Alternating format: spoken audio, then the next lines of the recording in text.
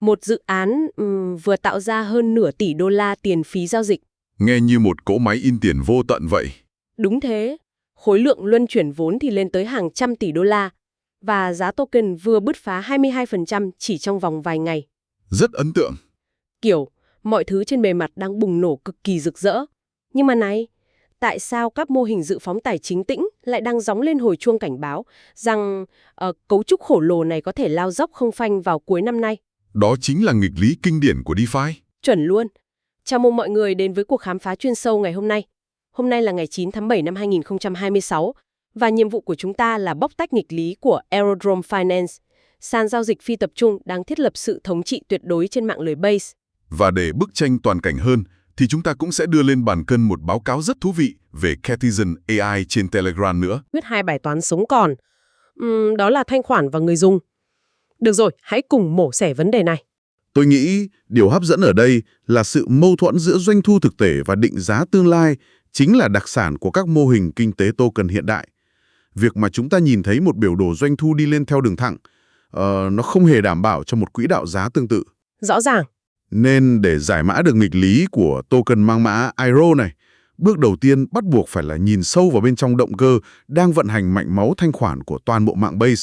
Kiểu dữ liệu hiện tại thực sự gây choáng ngợp luôn ấy. Aerodrome đang chiếm từ 50 đến 60% tổng khối lượng giao dịch phi tập trung trên Base. Thậm chí có những lúc chạm mốc 61%. Đúng rồi, 61%. Chuyển hóa thành con số thì đó là khoảng 474 triệu USD khối lượng giao dịch mỗi ngày. Nó không chỉ đơn thuần là thu hút vốn nữa. Không hề. Nó đang đóng vai trò như một điểm nghẽn, kiểu một trạm thu phí khổng lồ trên Layer 2 này. Cộng thêm việc phí gas trên Base cực kỳ rẻ, chỉ tầm 0.005 đến 0.05 đô la. Sự thống trị đó không tự nhiên mà có đâu. Sức mạnh cốt lõi của họ nằm ở cái cấu trúc MetaDex. Thay vì chỉ dựa dẫm vào một thuật toán tạo lập thị trường tự động duy nhất, thì họ xếp chồng các mô hình lên nhau. Khá là thông minh. Có những hồ thanh khoản ổn định dành cho tài sản neo giá này, rồi hồ biến động cho token rủi ro cao, và đặc biệt là công nghệ Slipstream ra mắt hồi tháng 4 năm 2024. À, cái nâng cấp giúp thanh khoản tập trung đúng không? Chính xác, nó cho phép các nhà cung cấp vốn vạch ra những giới hạn giá cực kỳ khắt khe. Nên dòng vốn lớn thay vì giải rác vô ích, giờ đây được nén lại tại đúng điểm mà giao dịch xảy ra nhiều nhất, giảm trượt giá cho các lệnh lớn một cách đáng kinh ngạc. Để dễ hình dung cho mọi người nhé, nếu mạng Base là một đô thị tài chính sầm uất đang bành trướng với tốc độ chóng mặt, thì Aerodrome không chỉ là một cái ngân hàng nằm ở góc phố đâu, nó là toàn bộ hệ thống giao thông công cộng ngầm của thành phố đó. Một phép ẩn dụ rất chuẩn. Thì khi dòng tiền muốn di chuyển từ điểm A đến điểm B, hệ thống này tự động định tuyến qua các tuyến đường khác nhau, qua trạm ổn định, trạm biến động hoặc phóng thẳng lên đường cao tốc Slipstream. Để tìm ra con đường rẻ nhất và nhanh nhất. Chuẩn luôn. Nhưng mà này, điều hấp dẫn ở đây là nếu đi theo hệ thống giao thông đó, thì cơ chế cốt lõi giữ cho các đoàn tàu luôn chạy đúng giờ chính là mô hình VP3. Khoan đã, cụm từ VE33 này, nó luôn mang lại cảm giác rất học thuật mỗi khi xuất hiện. Ai cũng biết chữ VE là viết tắt của việc khóa token để đổi lấy quyền biểu quyết. Nhưng số 33 ở đây mang ý nghĩa gì? Tại sao nó lại hút tiền ác đến vậy? Thì hai con số đó đại diện cho ma trận lợi ích tối ưu trong lý thuyết trò chơi, cụ thể là thế lưỡng nan của người tù. Trong thuyết kế thông thường, nếu ai cũng chỉ tập trung khai thác phần thưởng rồi xả luôn, thì mạng lưới sẽ rơi vào trạng thái 1-1. Tức là tất cả cùng thiệt hại khi giá trị giao thức sụp đổ.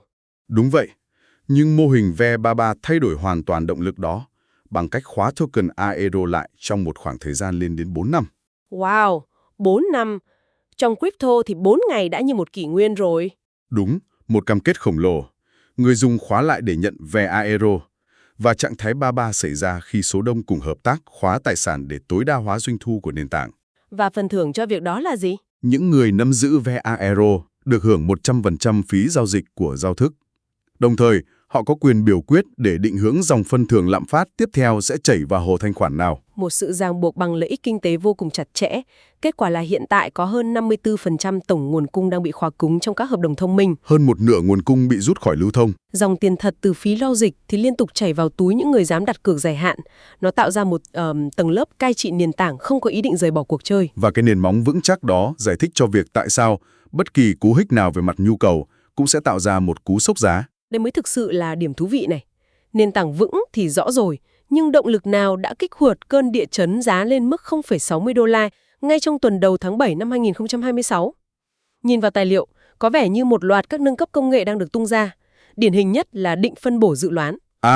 Predictive Allocation, bản nâng cấp lớn nhất trong tháng 7. Nó đánh dấu sự chuyển mình từ một cỗ máy phản ứng sang một cỗ máy dự báo. Phản ứng sang dự báo, nghĩa là sao? Trong quá khứ, mô hình V3.3 có một điểm yếu chí mạng. Đó là độ trễ. Các cử tri bỏ phiếu định hướng phân thường dựa trên dữ liệu giao dịch của tuần trước. Nghĩa là dòng vốn luôn đi chậm hơn một nhịp so với xu hướng thực tế.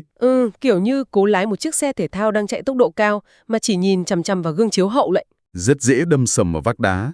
Thế nên định phân bổ dự đoán đã gỡ bỏ chiếc gương đó.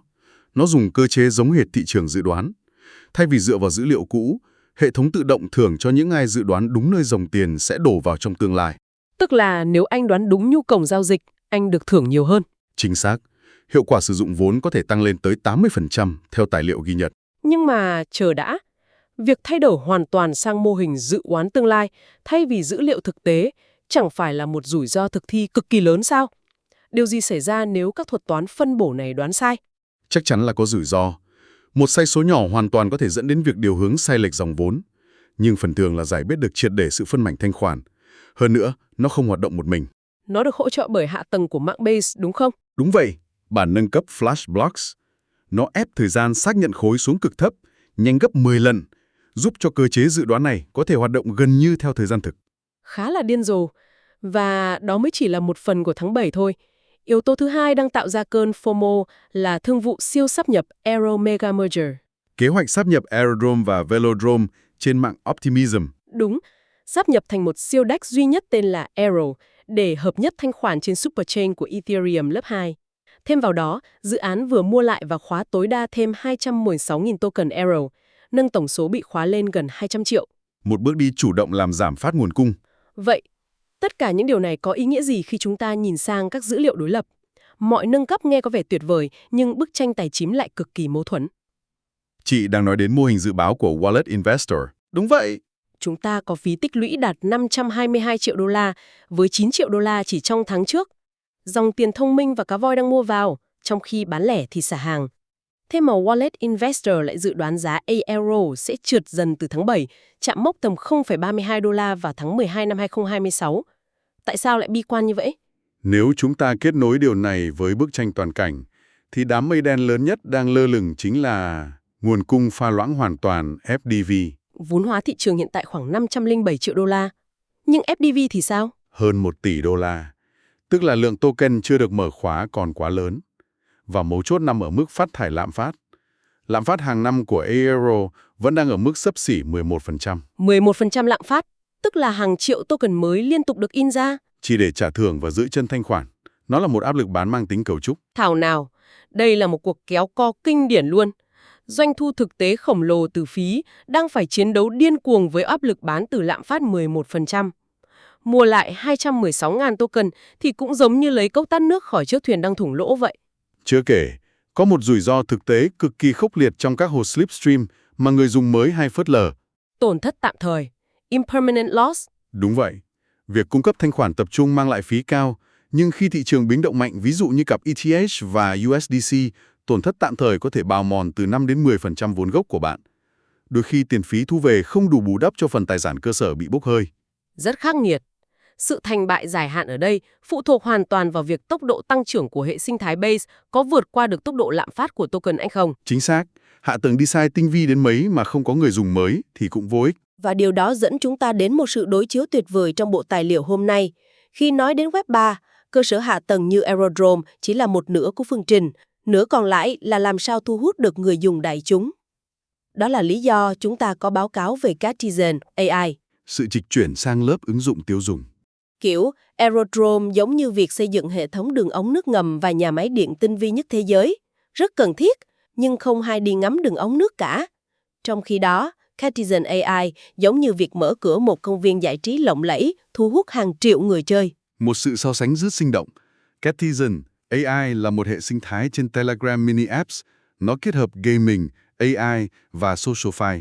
Tận dụng cơ sở người dùng khổng lồ có sẵn của Telegram luôn. Chuẩn. Nhưng cách họ dùng AI mới đáng nói. Khác với các dự án trước đây chỉ dùng AI để làm marketing hay tạo ảnh, Catizen dùng AI để điều khiển các NPC, các nhân vật máy trong game. Tức là nhân vật mấy giờ đây thông minh hơn. Hơn rất nhiều, hệ thống phân tích hành vi người chơi theo thời gian thực, điều chỉnh phần thưởng và cá nhân hóa trải nghiệm. Tránh được sự nhàm chán của các vòng lặp kinh tế nông cạn trong GameFi thế hệ cũ, nó giải quyết triệt để bài toán giữ chân người dùng. Wow, hai mô hình này cộng sinh với nhau một cách hoàn hảo. Một bên là Aerodrome giải quyết bài toán về hiệu quả vốn và dòng chảy thanh khoản sâu. Bên còn lại, Citizen AI dùng trí tuệ nhân tạo để giải quyết bài toán về sự chú ý và phân phối đại chúng. Không có hạ tầng thì ứng dụng tiêu dùng không thể giao dịch mượt mà. Không có ứng dụng đại chúng thì bể thanh khoản khổng lồ cũng chỉ để không. Quá rõ ràng. Để tổng kết lại cho mọi người, những viên ngọc kiến thức quan trọng nhất hôm nay là gì? Aerodrome đang dẫn đầu mạng Base, tạo ra doanh thu thực hơn nửa tỷ đô la và đang ở một thời khắc chuyển giao lịch sử với mô hình phân bổ dự đoán và sáp nhập mạng lưới. Nhưng những người tham gia cũng phải cực kỳ tỉnh táo. Rủi ro tổn thất tạm thời trong các hồ slipstream và áp lực lạm phát 11% dài hạn là những con số không biết nói dối. Dù chúng ta là những người thích nghiên cứu công nghệ hay theo dõi thị trường, việc hiểu cách Aerodrome định tuyến dòng tiền và cách Citizen dùng AI thu hút người dùng sẽ cho chúng ta thấy bức tranh hoàn chỉnh về sự trưởng thành của nền kinh tế phi tập trung trong năm nay. Nó không còn là những suy đoán viển vông nữa, nó đã thành một ngành công nghiệp thực thụ. Chắc chắn rồi. Nhưng trước khi chúng ta khép lại cuộc thảo luận hôm nay, có một suy nghĩ gợi mở mà tôi muốn để lại cho mọi người cùng suy ngẫm. Hôm nay, chúng ta thấy Aerodrome sử dụng thị trường dự đoán bằng thuật toán để thay thế cho việc con người bỏ phiếu thủ công trong việc phân bổ thanh khoản. Một sự thay đổi rất lớn về triết lý. Vậy, câu hỏi là, nếu cơ chế máy móc này chứng minh được hiệu quả vượt trội bằng những con số lợi nhuận không thể chối cãi, thì liệu trong tương lai, các mô hình quản trị phi tập trung, các tổ chức DAO đó, có hoàn toàn gạt bỏ luôn quyền biểu quyết của con người hay không? Đó là một câu hỏi rất gay góc. Nhường chỗ cho AI đưa ra toàn bộ quyết định tài chính. Chính xác, một viễn cảnh hạ tầng vận hành hoàn hảo nhưng không có con người can thiệp. Chúng ta sẽ để lại câu hỏi đó cho mọi người tự khám phá. Cảm ơn vì đã đồng hành cùng hành trình mổ xẻ dữ liệu hôm nay. Hẹn gặp lại mọi người trong những cuộc thảo luận sắp tới.